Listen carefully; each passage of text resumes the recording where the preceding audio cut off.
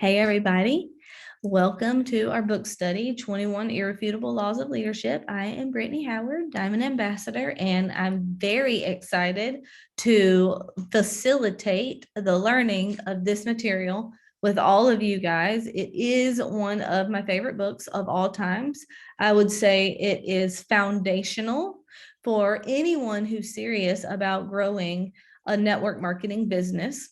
And I would say that it's Leadership 101. You guys know that leadership is one of the 4 pillars that you have to learn and master if financial freedom is your goal. And if you're on this call, I hope that that is your goal. Or maybe you're here just because you just want to grow, because leadership skills are important in a lot of areas of life, not just building a business, but they're important in your home. They're important in your marriage. They're important in your parenting. They're important with any relationships. Okay. So anyone who makes it a point to become a student of leadership is becoming a student of people, and your life is going to be better all the way around. You're going to be way more effective. So this is by John Maxwell. And he's probably my favorite author. He's so wise, and I've learned so much from him. He has probably been one of my biggest mentors, and I've never even met him. So I'm truly grateful for his work, that we get to benefit from it. And let's just jump right in. All right. So I want you guys to block out an hour every single week for this call.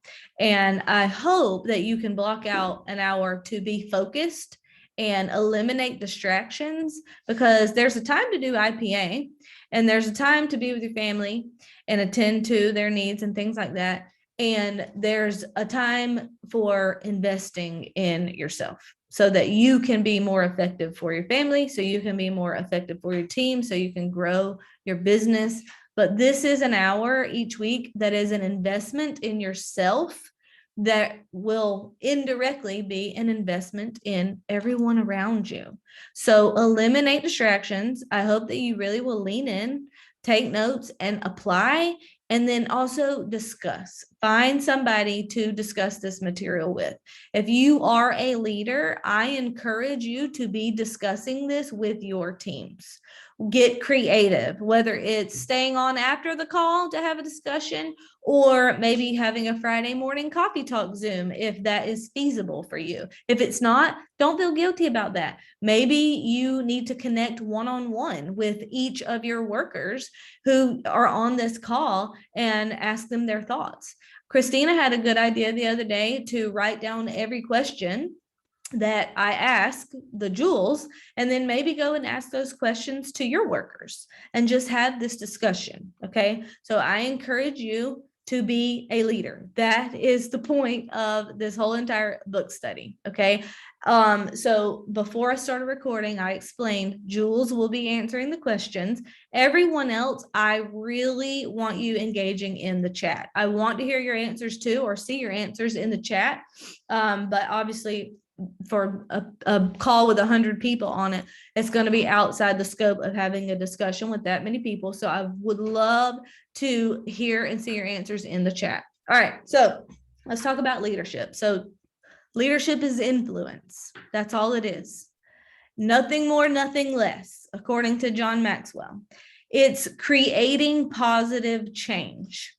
Leadership is not manipulation. If you're on here thinking, I have to learn how to be a leader so I can get my team to do what I want them to do, you have the wrong motive. You have the wrong intention. If you are thinking, I need to learn how to be a leader so that I can get my team to do what they ought to be doing, then you have a misunderstanding of what influence means.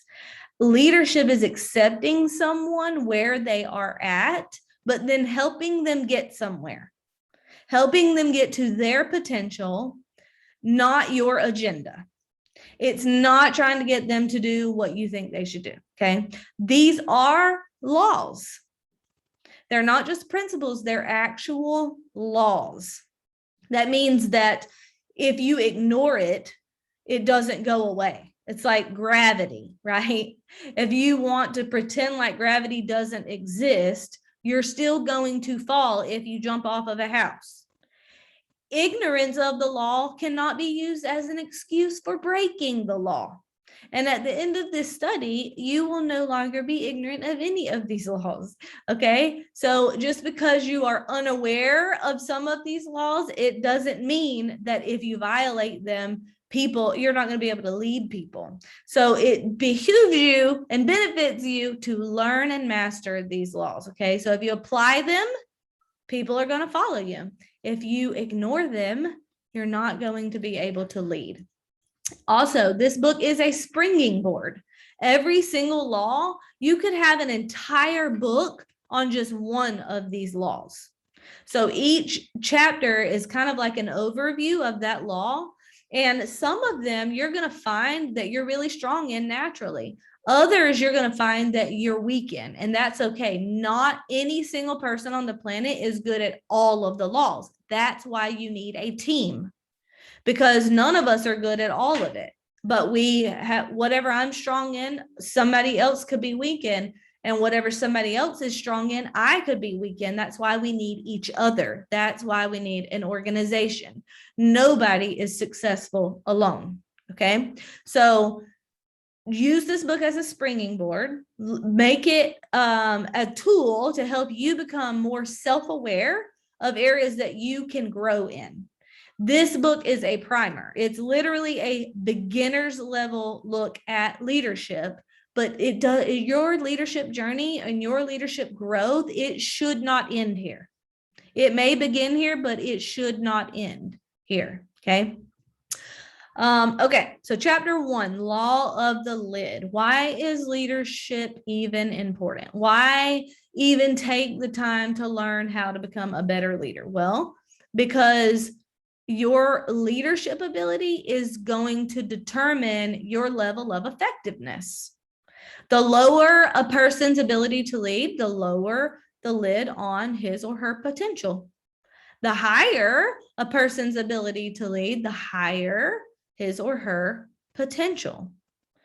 A manager is not the same thing as a leader. So we're going to talk more about that in chapter 2, but I just want to go ahead and put that out there. So I want you guys to differentiate between a leader versus a manager. When we're talking about leaders, we are not talking about someone who can maintain processes and systems.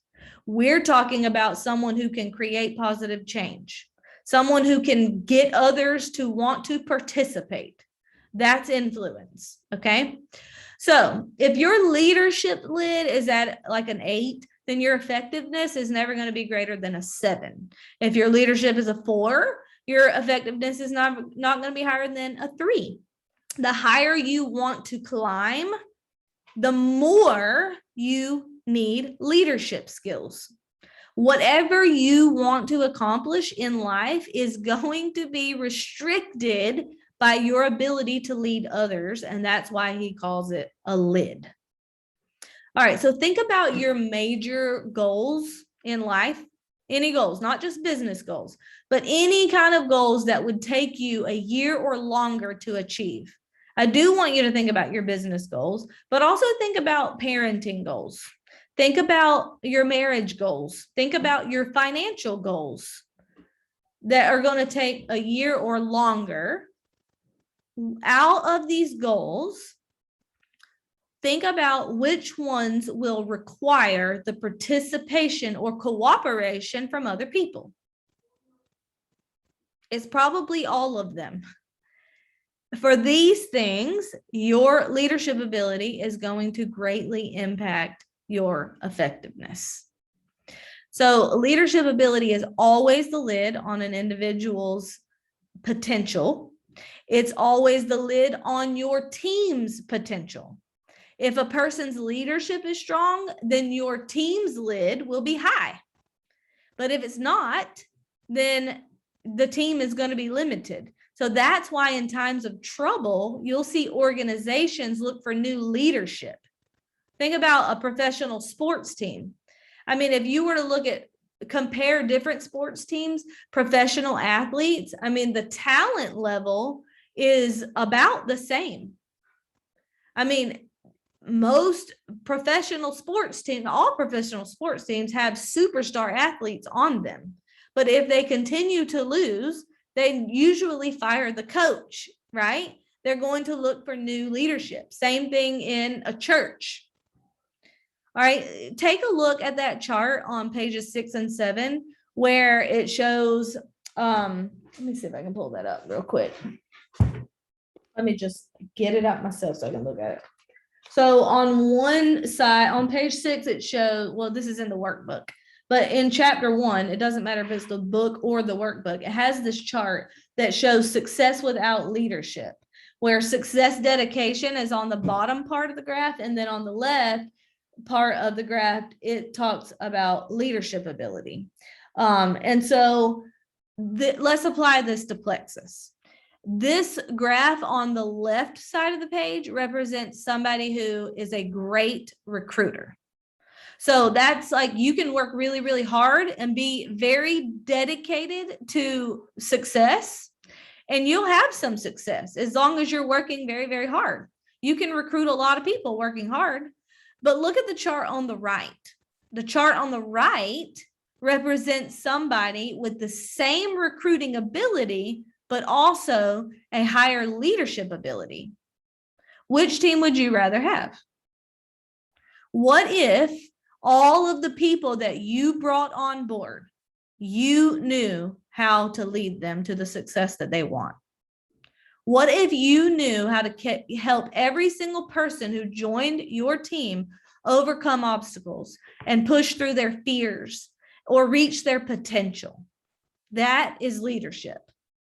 Now, I want to clarify something, because I'm not saying that we're trying to turn ducks into eagles, okay? What I'm looking for are eagles who want to be better eagles. Maybe eagles who don't realize they're eagles. Maybe eagles who broke a wing at some point and just need a little bit of rehabilitation and TLC.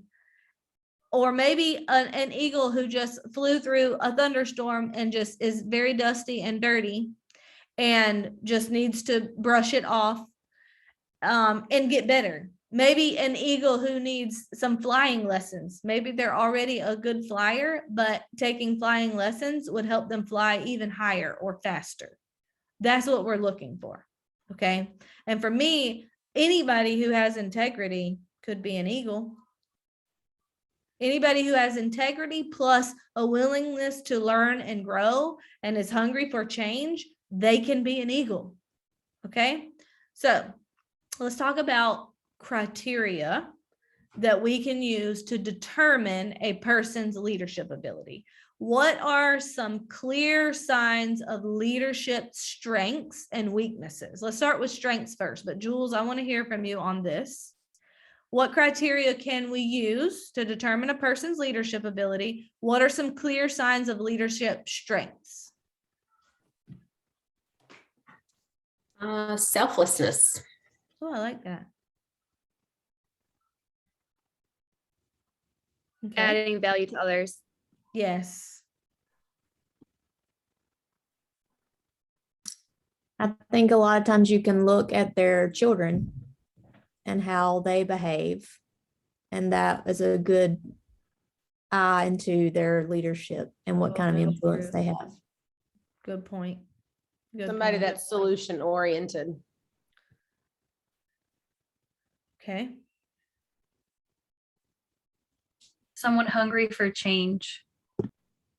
Okay. So how can you tell if somebody actually is a leader or not? Have they created positive change in some area of their life? I mean, they leaders stand out. Put a bunch of people in a room, give them 8 minutes and an assignment. We saw it at Jewel School last week. It was a puzzle thing. I'm telling you, leaders spring into action. These were all Jewels, but even among a group of Jewels, you're going to have leaders in that group who make themselves known. So they take action. They're willing to take risk if necessary. There's a lot that I could say, but I'm looking for people who are willing to put themselves out there. Leaders speak up, leaders take initiative.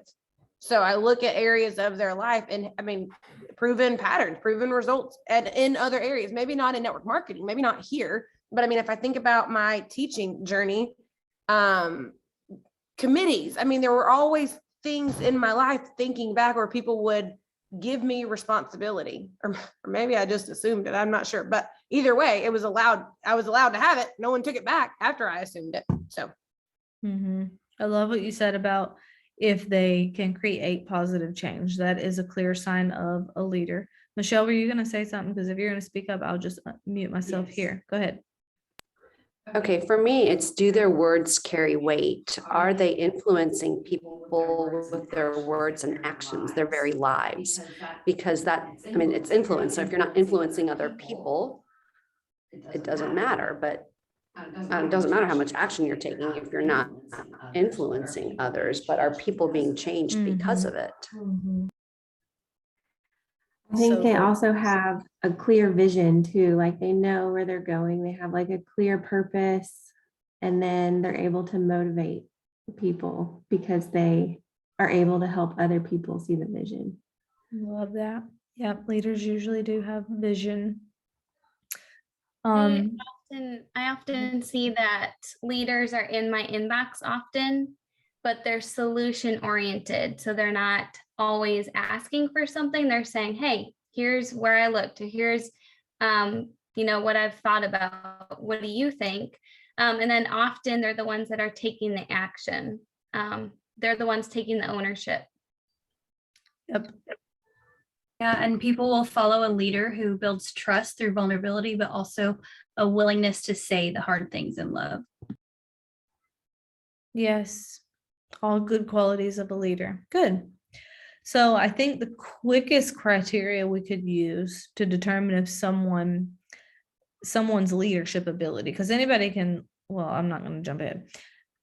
Look at somebody's current leadership ability. Do people follow them? Like Michelle said, do they have influence with people or not? And like Christina said, can they create positive change? What are some clear signs of leadership weaknesses? Inconsistent. Like what would be the symptoms? Like, let's just talk about a person's Plexus business. What would be some signs of leadership weaknesses? No duplication. Okay. not Lack- following through with what they say that they're going to do. Lack of leaders on their team, like levels deep. Leaders create leaders. I agree with that. Or retention from not following through after they get the sale. They kind of stop caring and just move forward. Like, I got that win. It's more about their agenda than about what that person actually needs. I'd say they're just not growing. Like they're just, because all those things, they just wouldn't be moving forward. Like people would be just, or they would be going backwards. Not adding value, silent, not seen. Not seeing them. Okay, It's not so showing ownership, blaming their team for their points. yes. So I think these are all attributes of leadership weaknesses. I think results of leadership weaknesses would look like this: a pattern of the leader feeling frustrated, a pattern of the leader feeling disrespected by their team members, a pattern of people getting to a certain rank and then quitting, a pattern of people getting to a certain rank and then getting stuck, no culture in their downline, or they do have a culture, but it's negative, full of negativity or full of drama or toxicity. Those would be symptoms. Those would be signs, results of leadership weaknesses. How long does it take you to determine? How long does it take you to determine a person's leadership lid once that person has been put in charge of a team? I'm just going to answer this one quickly, long enough to see how the team is performing. Describe signs indicating that a leader has hit his or her lid.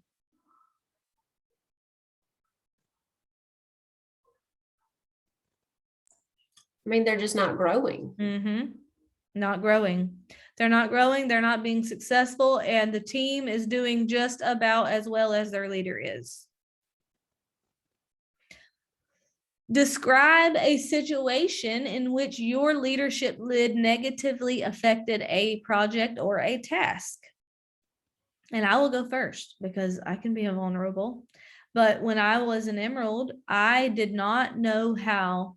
I got to a place where I felt like I don't know who else to talk to about Plexus. Am I gonna go any further in this? Like, am I gonna be able to be more successful than I already am because I don't know any more people? And so my team was at that point too. And if I don't know how to cold market recruit, or another way to say that is expand my network or make new friends and share Plexus with them, then how am I going to pass that on to my team? If I don't know how to handle objections from my prospects, my team's not going to know how to do that either. If I don't know how to get people to work the business, my team's not going to know how to do that either.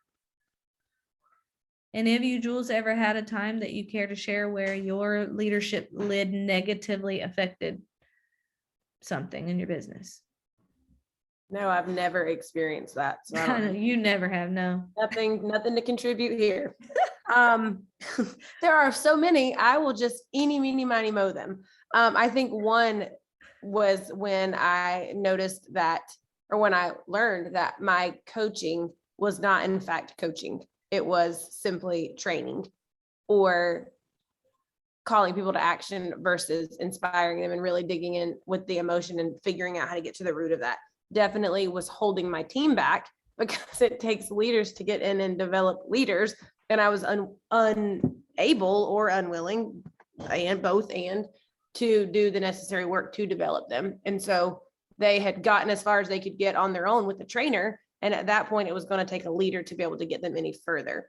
So I had to learn some skills. First of all, I take ownership and have lots of hard conversations and learn some skills. Still in the process of learning some skills. You're doing great. Well, thanks. It's working out okay. All right. So were you about to say something, Michelle? Okay. I'll mute myself. Yep. Okay, so I got to a point where I was not duplicating at all, or, I mean, I was much like Christina too with coaching. So I think all of us have really dug in to study coaching because we know that that's our goal, leaders creating leaders. But I had stagnated and was not duplicating and adding business builders. So it had been a long time since I had created a silver, and I'd had a good silver development rate and then just stopped. And so I hyper focused. I knew that my team couldn't grow if I wasn't doing it because speed of leader, speed of team. So I hyper focused on duplication and creating silvers, and it really created a lot of amazing momentum. Awesome. I love that story. Okay. So the point is that if you want to help your team reach their potential, that you have to go and reach yours. And you can't really pass on a skill to someone that you do not currently possess. All right. So how can someone lift his or her leadership lid? Let's just say somebody's on this call right now and they're like, oh, that sounds like me. I've hit my lid. What do they then need to go and do to raise it? I think it starts with humility. Just being willing to accept that we don't have it all figured out, and that's okay. And then what I did, I mean, I had guidance. I asked questions. I've tried to figure out what I could do, and then I was willing to do it. So for instance, I asked for modeling. I asked you to model things for me. I was willing for you to listen to me, give it my best effort, and then receive tough criticism and feedback on it. And then I was willing to do it again. with receiving tough criticism. So it was just willing to be exposed. Like he said at Jewel School last week, I was willing to be a disaster in order to try to eventually become a master. And so it's just a willing to kind of fall down and scrape knees over and over, fail forward. I love that. And I mean, in other areas, you've paid money for training, lots of, we've invested thousands of dollars into learning the skills necessary to raise our lid every time we hit it, so. And I think just a practical way is make sure you guys are taking the quiz at the back of the book. Like there's like an appendix, whatever it's called back there. And so it goes through the 21 laws. And so you guys can rate yourselves and see which areas you may be strong or weak in, and then working on those areas. Yeah. So if you want to raise your leadership lid, you have to do it intentionally. It will not happen by accident. It will not happen by osmosis. You will not wake up one day with an epiphany or a light bulb with leadership thoughts. Okay. You have to do it on purpose. You go and you learn. Leadership can be learned. You read books. You do what Christina said and learn from other leaders. You analyze successful people and figure out how they became so successful. Okay, so you can lift your lid. You just have to go do it on purpose. All right, in the chat, I would love for you guys to type in the chat, who has been a good lid lifter in your life? And what characteristics make them good at lid lifting? Softball coach.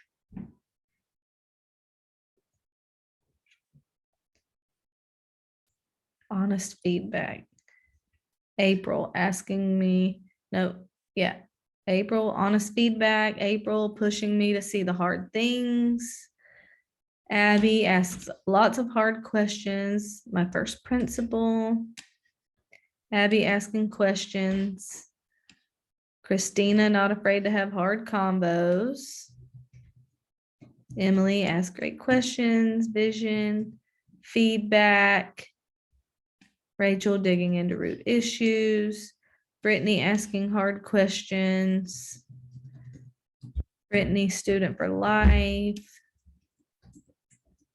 Husband, he listens but tells me I can do this. All right, so you guys read through this list of characteristics of lid lifters.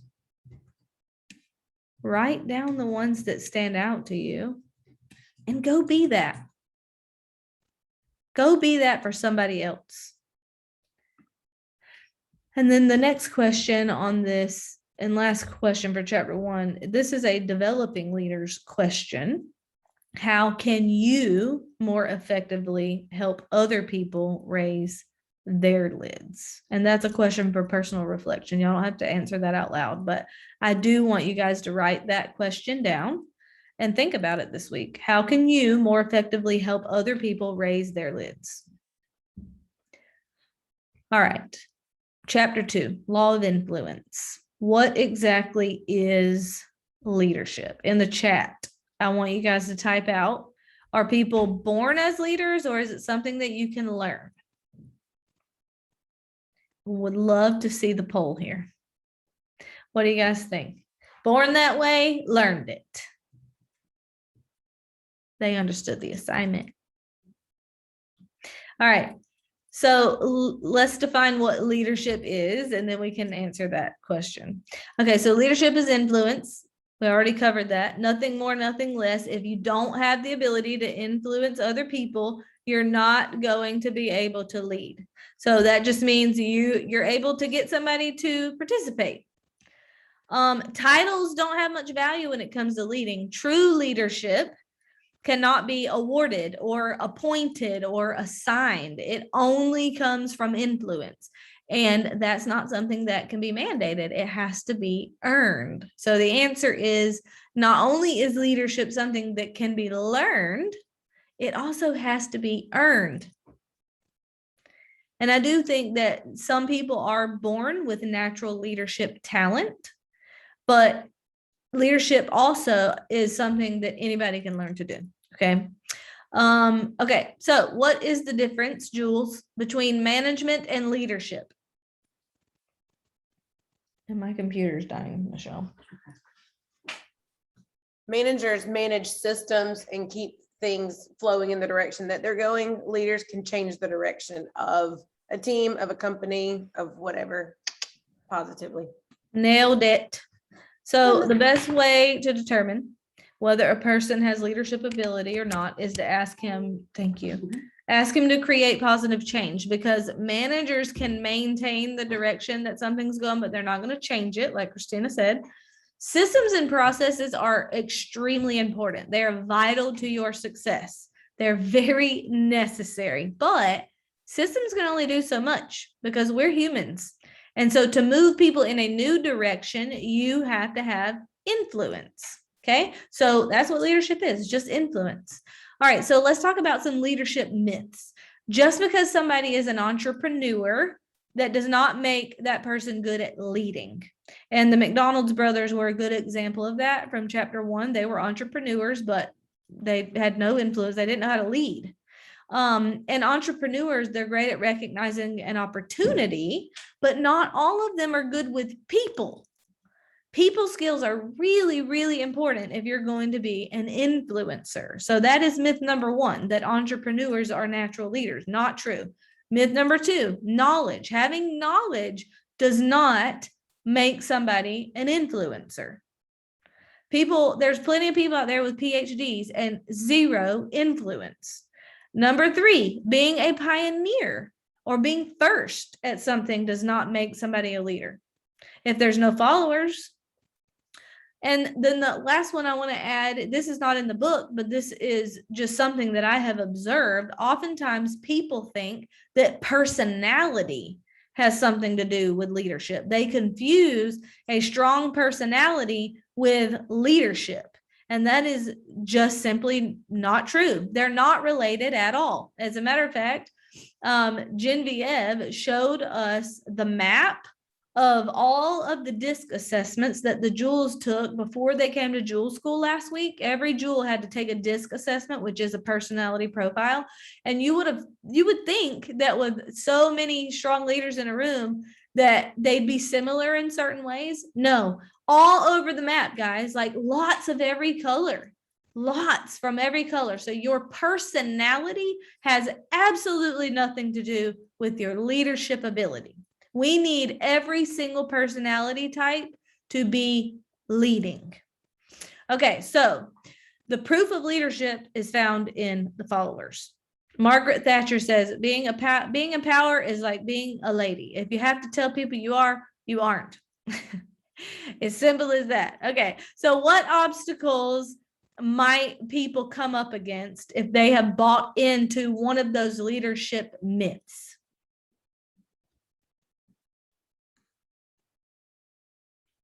They'll assume they can't do it. If they don't have whatever the myth is, then they'll assume they can't do it. They might assume they can't do it. Yeah, that might be one of the obstacles. They're going to assume that they're just not a natural leader and, they're never going to be, which is not true. What else might they assume? What if they assume that they're already a good leader? What would that lead to? Them not doing that is important. It would lead to them not growing. And then they would have the chart from chapter 1, like I did my first year of my business. A lot of recruiting, not a lot of success. Exactly. They will assume they don't need personal growth. If you've bought into one of those leadership myths, you're probably not going to take it seriously that you need to become a student of people. You will probably talk more than you listen. You might feel frustrated when people don't do what you say. There's a lot of consequences for buying into one of those leadership myths. Okay. In the chat, name somebody in your life who matches your definition of leadership. And then what were some of the ways this person earned your respect and admiration? I want to see your answers in this chat.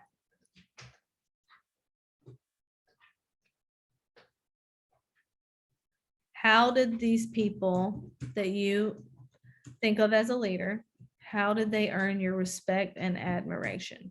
Building me up, friend, encourager, working hard, loving people, genuinely caring about success of the people around him, drive and passion, pushes me to do more, building trust and caring, believing in me. Oh, that's a good one.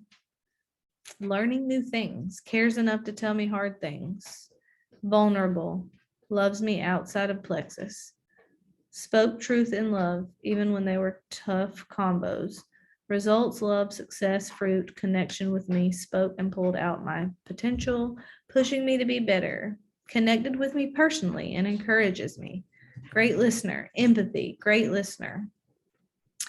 All right, so I don't see any of those myths listed here. Do y'all? Y'all see any of those leadership myths listed in this quality of leaders that you all are saying you look up to? These people who have influenced you? Okay, so probably not. So if people don't become leaders by any of those things we already talked about, then how do they become leaders? Well, let's talk about that. First of all, character. It's who they are. True leadership always begins with the inner person. What are their desires? You can tell a lot about who a person is by what they desire. So character is foundational, and it's the bedrock for me of anybody that I want to build with. Character is the most important. I could care less what they look like, but if they have character, I can work with that. Relationships is another thing. Sometimes it's who they know. It makes me think of leaders like Celeste Gwynn. Celeste had lots of influence when she started.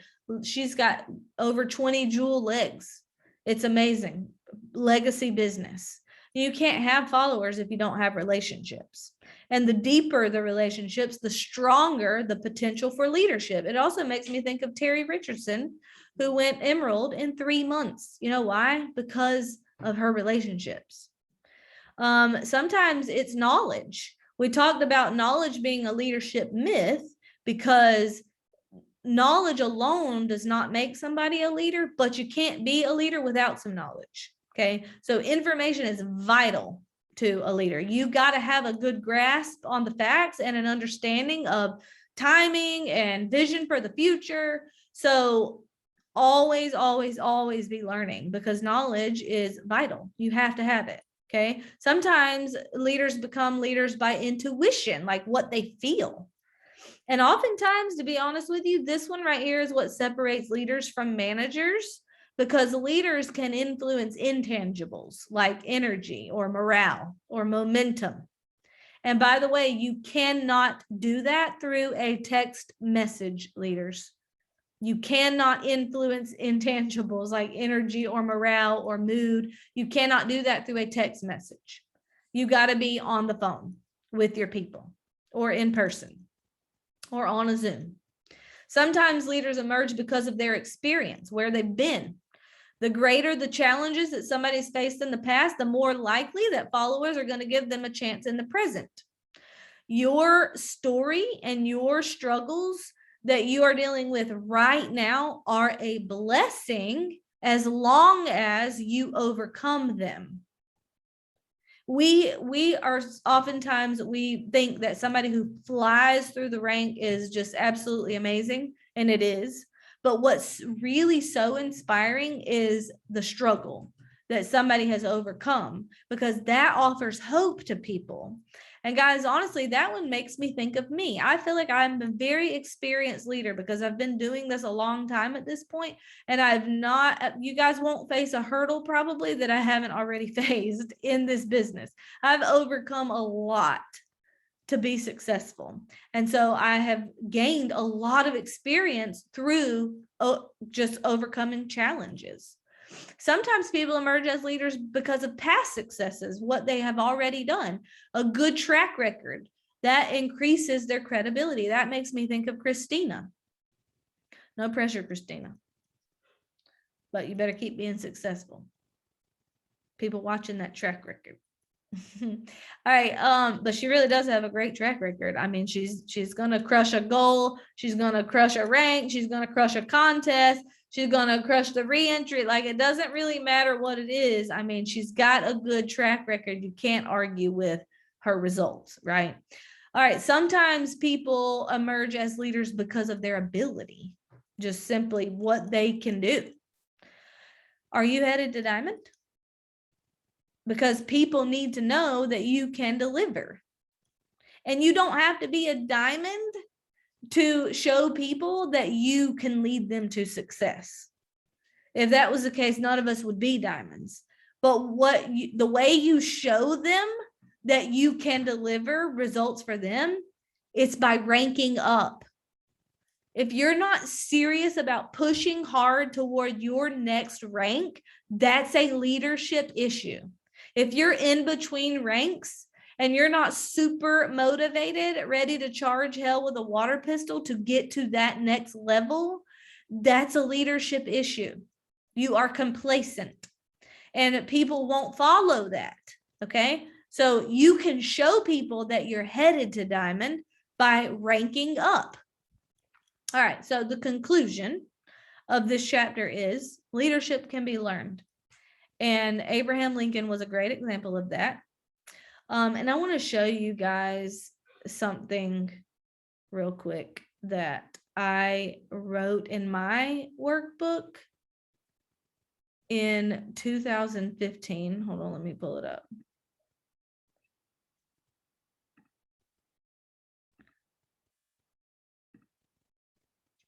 Here it is.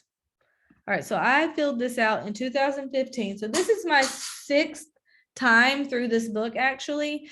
And I got this workbook the first time I did it. And I mean, I've always been a learner. I love to learn. And I want to always be growing and improving. And so it's just so interesting to me to look back at my answers that I wrote down a long time ago. But pay attention to number 4. According to the definition, leadership is influence. Who are the most prominent leaders in your industry? What influence do they have over industry trends and standards? Look at what I wrote down. Celeste Gwynn, Kristen Abart, Melissa Eichenhorst, Sarah Marble, and those were just a few, but those came to top of mind. And I wrote down they get to make decisions and they have pull over the direction of the company. Now, fast forward a few years, 6 years later, and I'm now at the top of the company and I'm on the advisory board. I do have pull over the direction of the company. Never would I have ever imagined getting that phone call from Alec Clark saying, "Hi, we would love for you to serve on our advisory board if you're willing to serve." And when I was sitting on my couch filling out this workbook, I mean, I remember like my surroundings, like what the scene looked like. It was early in the morning. I'm sitting there drinking coffee before my kids got up, and I'm just in my pajamas in my living room. I never would have envisioned where I'm at now.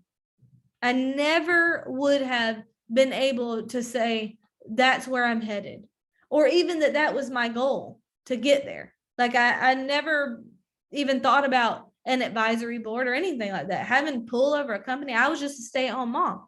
I was homeschooling all of my kids and I had no network and I had no influence. And also I'm an introvert on top of that. Okay. So I'm only sharing this with you guys because I want you guys to know that I'm proof that leadership can be learned. Because in the beginning, I had no ever-loving clue what I was doing. I had no clue, but I applied myself. I was hungry to learn and I was hungry to grow.